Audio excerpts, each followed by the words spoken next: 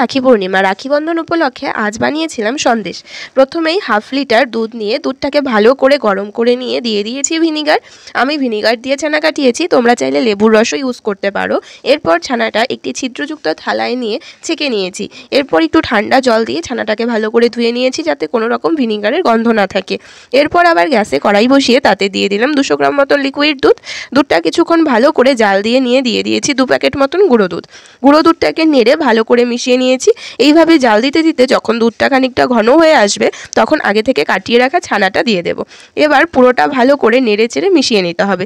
নাড়তে নাড়তে এবার পুরোটা যখন ঘন হয়ে আসবে তখন দিয়ে দেবো পরিমাণ মতন চিনি। চিনি দেওয়ার সাথে সাথে আবার কিছুটা জল ছাড়তে শুরু করবে। এবার আস্তে আস্তে নেড়ে চিনির জলটা ভালো করে শুকিয়ে নিতে হবে।